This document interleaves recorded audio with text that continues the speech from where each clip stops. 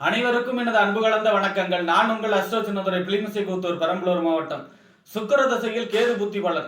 பொதுவாக ஜோதிட சாஸ்திரத்துல ஒருவருக்கு பலன் சொல்லும் பொழுது அவர்களுடைய தசா புத்தி தான் அவர்களுடைய பலன் சொல்லும். அதாவது அவருக்கு இப்ப என்ன பலன் நடக்குது, எதிர்காலத்தில் என்ன பலன் நடக்கும், இதுக்கு முன்னாடி என்ன பலன் நடந்தது, நம்ம ஜாதகத்தில் இருக்கக்கூடிய எல்லா விஷயங்களையும் யோகமாக இருந்தாலும் அவயோகமாக இருந்தாலும் அதையெல்லாம் நமக்கு எடுத்து செயல்படுத்தக்கூடிய வேலையை செய்யறது எது அப்படின்னா நமக்கு நடக்கக்கூடிய தசாபுத்தி தான். 9 கிரகங்களுக்கும் தசைகள் உண்டு.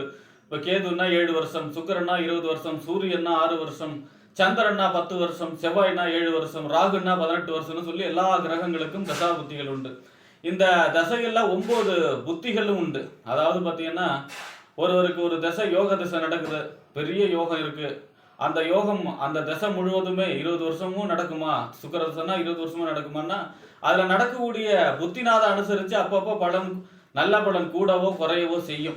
எப்படி அப்படின்னா லக்னத்துக்கு உங்களுக்கு புத்திநாதன் மறைவு ஸ்தானங்கள்லையோ லக்னத்துக்கு பகையாளியோடைய பாதகாதிபதியோடைய புத்தியோ நடக்கும் பொழுது பெருசா அந்த நேரத்துல நல்ல பலன் ஏற்படாது. அதுவே ஒரு அவயோக தசை நடக்குது, கெடுபலன்களை தரக்கூடிய தசை நடக்குது, அந்த நேரத்துல லக்னத்துக்கு யோகாதிபதியோடைய புத்தி வந்ததுன்னா அப்ப அந்த நேரத்துல நல்ல பலன்கள் ஏற்படும். இந்த மாதிரி பாத்தீங்கன்னா உங்களுக்கு தசாநாதனை மீறி புத்திநாதன் வேலை செய்யாதுன்னா கூட அப்பப்ப புத்திநாதன் அனுசரிச்சு பலன்கள் கூடவோ குறையவோ செய்யும்.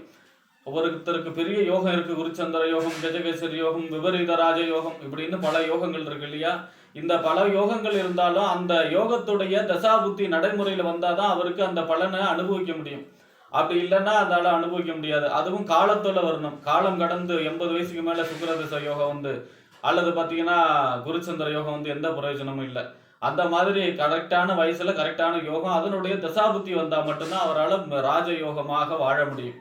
அப்ப அந்த வரிசையில பாத்தீங்கன்னா ஒருத்தருக்கு சுக்கிர திசையில கடைசி புத்தி உங்களுக்கு கேது புத்தி, சுக்கிர திசையில சுக்கிர புத்தி ஃபர்ஸ்ட் புத்தி, அடுத்தது பாத்தீங்கன்னா சூரிய புத்தி, சந்திர புத்தி, செவ்வாய் புத்தி, ராகு புத்தி, அடுத்தது குரு புத்தி, சனி புத்தி, புதன் புத்தி, அடுத்ததாக கடைசியா சுக்கிர திசையில கடைசி புத்தி கேது புத்தி. 1 வருஷம் 2 மாச காலம். இந்த சுக்கிர திசையில கேது புத்தி ஒருவருக்கு என்ன பலன்களை தரும், இந்த சுக்கிர திசையில கேது புத்தியில செய்யக்கூடிய வழிபாடுகள் என்ன, பரிகாரங்கள் என்ன என்பதையெல்லாம் பற்றி இந்த காணொலியிலே பார்ப்போம். இது போன்ற தொடர்ந்து ஜோதிட தகவல்களை வரவும் தமிழ் மாத ராசி பலன்களை தெரிந்து கொள்ளவும் நமது சேனல் அஸ்ட்ரோ சின்னதுரை சப்ஸ்கிரைப் செய்து கொள்ளுங்க, லைக் பண்ணுங்க, நண்பர்களுக்கு ஷேர் பண்ணுங்க. அதாவது பாத்தீங்கன்னா சுக்கிர திசை பொதுவா 20 வருஷம் சுக்கிர திசை எந்த லக்கணமா இருந்தாலும் சுக்கிர ஓரளவுக்கு நன்மையை செய்யும். இந்த இளமையில வரும்பொழுது மட்டும் நிறைய செலவுகளை கொடுத்து குட்டி சுக்கிரன் அப்படின்னு கொட்டி கெடுக்கும் அப்படிங்கிற மாதிரி சில கெடுபலன்களையும் செய்யும். அதாவது என்னன்னா ஆடம்பர செலவுகளை பணத்தை கையில செலவு பண்ண விடாம, அதாவது சேமிக்க விடாம செலவு பண்ண வைக்கும். ஏன்னா குரு தனக்காரகன்னா கூட குரு வந்து பணத்தை செலவு பண்ண வைக்காத கிரகம், சேமிச்சு வைக்கும். கஞ்சன் அப்படின்னு சொல்ற மாதிரி பெரும் பணத்துக்கு அதிபதி பணத்தை சேமிச்சு வைக்கும், செலவு பண்ணாது. சுக்கிரன் அப்படிங்கிறது என்ஜாய்மெண்ட், பணத்தை எவ்வளவு வந்தாலும் அதை செலவு பண்ணி அதை அனுபவிக்கக்கூடிய கிரகம் எது அப்படின்னா சுக்கிரன் தான். காலச்சக்கரத்துக்கு 2ஆம் இடத்துக்கும் 7ஆம் இடத்துக்கும் அதிபதி. 2 வாக்கு தானம், குடும்ப வருமானம். 7ஆம் இடங்கிறது திருமண ஸ்தானம். அப்ப ஒருவருக்கு திருமணம், குழந்தை பிறப்பு, கரு உண்டாகக்கூடிய அமைப்பு, அதே மாதிரி பாத்தீங்கன்னா பொருளாதாரம், குடும்பம் அமைகிறது, இது எல்லாமே சுக்கிரன் தான். ஒருவருக்கு இல்லாம கிரகத்துல எந்த கிரகம் எப்படி இருந்தாலும் சரி, சுக்கிரன் அப்படிங்கிற ஒரு கிரகம் பலமா அவங்க லக்னத்துக்கு யோகாதிபதியா அவரோட தசை கரெக்டான வயசுல வந்ததுன்னா கண்டிப்பாக அவருக்கு தலைமுறை தாண்டியான சொத்து சேர்க்கையும் அவருடைய அந்த வாழ்நாள் பூராமே செல்வ செழிப்போடக்கூடிய எல்லாத்தையும் கொடுத்துட்டு போயிட்டுடும் சுக்கிர மகா திசை. குடும்ப வாழ்க்கைக்கு மிகச் சிறப்பான யோக பலன்களை செய்யக்கூடிய திசை சுக்கிர மகா திசை. இந்த சுக்கிரனுடைய அதிதேவதையே பாத்தீங்கன்னா மகாலட்சுமி தான், செல்வ வளத்தை சொல்லக்கூடிய அமைப்பு தான். அப்ப சுக்கிரன் அப்படிங்கிறது ஒரு சுப திசை, யோக திசை. அடுத்ததோட பொன்பொருள் சேர்க்கை சொல்லக்கூடிய திசை, வெளிநாட்டு யோகம் கொடுக்கும். சுக்கிர திசையில வீடு கட்ட வைக்கும். கண்டிப்பாக 20 வருஷத்துல வீடு கட்டக்கூடிய யோகத்தை கொடுக்கும். அதே போல பாத்தீங்கன்னா செல்வ செழிப்பு கொடுக்கும் உங்களுக்கு. அதாவது கம்மியான எஃபெக்ட்ல நிறைய செல்வ சேர்க்கை, திடீர் அதிர்ஷ்டங்கள், எதிர்பாராத அதிர்ஷ்டங்களை கொண்டு வந்து சேர்க்கும். இந்த சினிமா ஸ்டார் அப்படிலாம் நட்சத்திரங்கள்லாம் பாத்தீங்கன்னா உங்களுக்கு சுக்கிரனுடைய காரகத்துவம் தான். அவங்கெல்லாம் கம்மியான உழைப்புல பெரிய சம்பளத்தை வாங்கக்கூடியவங்க, பெரிய அமௌண்ட்டை வாங்கக்கூடியவங்க, செல்வ செழிப்புல வாழக்கூடியவங்க, ஆடம்பரமான கார், இந்த மாதிரியான ஒரு ஆடம்பரமான வாழ்க்கையை கொடுக்கக்கூடிய கிரகம் வந்து சுக்கிரன். அது லக்னத்துக்கு பாத்தீங்கன்னா பகை நீச்சமா இருந்தா கூட, அதனுடைய லக்னாதிபதிக்கு பகைவரா இருந்தா கூட காரகத்துவ அடிப்படையில சுக்கிரன் நன்மைகளையே செய்யும் பெரிதும். ஏன்னா நவகிரகத்துல முக்கால் சுவர், முழு சுவர் குருன்னா முக்கால் சுவர் சுக்கிரன் தான், அசுரகுரு. அதனால பாத்தீங்கன்னா பெருமளவு நல்லதையே குடும்ப வாழ்க்கை தேவையான அதிர்ஷ்டத்தையே கொண்டு வந்து சேர்க்கக்கூடிய கிரகம் சுக்கிரன். இந்த சுக்கிரனுடைய அதிதேவதை மகாலட்சுமி அதாவது மாதத்துக்கு ஒரு முறையாவது நீங்கள் பெருமாள் கோயிலே தாயார் சன்னதிக்கு சென்று மகாலட்சுமிக்கு நெய் தீபம் ஏற்றி மல்லிகை பூ சாற்றி வழிபாடு செய்கிறதும், அதே நேரத்துல சுக்கிரனுடைய பரிகார ஸ்தலம் கஞ்சனூர் வருடத்திற்கு ஒரு முறை 20 வருஷமும் வருடத்திற்கு ஒரு முறை சென்று வெள்ளிக்கிழமையிலே வெண்பட்டு எடுத்து சாத்தி மல்லிகை பூ சாற்றி வழிபாடு செய்கிறதும், அல்லது ஸ்ரீரங்கம் ரங்கநாதருக்கு வெள்ளிக்கிழமையில வருடம் ஒரு முறை சென்று வெண்பட்டு எடுத்து மல்லிகை பூ சாற்றி வழிபாடு செய்கிறதும் சுக்கிரனும் உங்களுக்கு யோகத்தை கொடுக்கக்கூடிய அமைப்புகளாக இருக்கும். அதாவது அவயோகத்துல இருந்தா கூட பெருசா அவயோகம் செய்யாது, யோகத்துல இருந்தா மேலும் யோகத்தை கொடுக்கக்கூடிய அமைப்புல உங்களுக்கு செயல்படும். இதுல கேது புத்தி, கடைசி புத்தி. கேது அப்படின்னாலே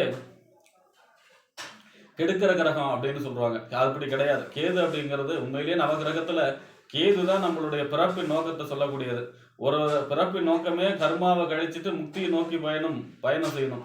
முக்திக்கு காரகத்துவம் வைக்கக்கூடிய கிரகம் கேது. 12ஆம் இடம், லக்னத்துக்கு 12ஆம் இடம் முக்தியை சொல்லக்கூடிய இடம்.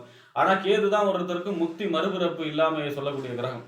அப்போ ஒருத்தர் கண்டிப்பாக பிறவி எடுக்கிறாருன்னா அவர் எல்லா கர்மாவையும் கழிச்சிட்டு முக்தியை நோக்கி போகணும்.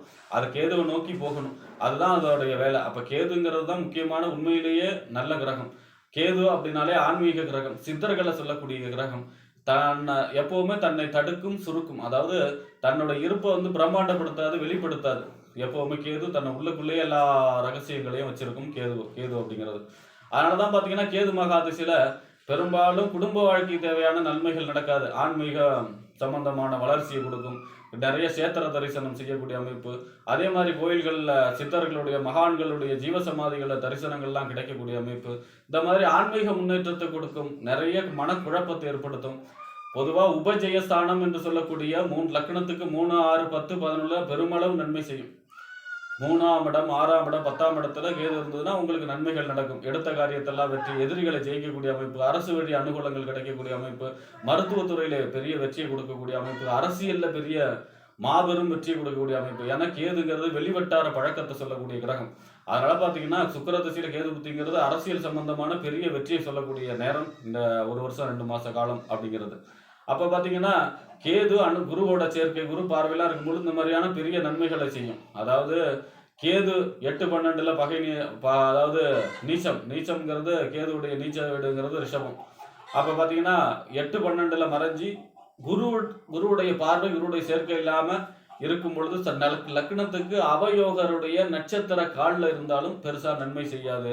அந்த நேரங்களில் பொருளாதார நஷ்டம், கடுமையான மனக்குழப்பம், அரசு விரோதம், அரசு சம்பந்தமான அரசு அதிகாரிகளுடன் பிரச்சனை, இந்த அரசு சம்பந்தமான ஒரு அரசு விரோதம் அப்படின்னால அரசு பெரிய உயரதிகாரிகளோட சண்டை, தனக்கு மேலதிகாரிகளோட சண்டை, இந்த மாதிரியான பிரச்சனைகளையும் செய்யும். பொருளாதாரத்துல பிரச்சனை கொடுக்கும்.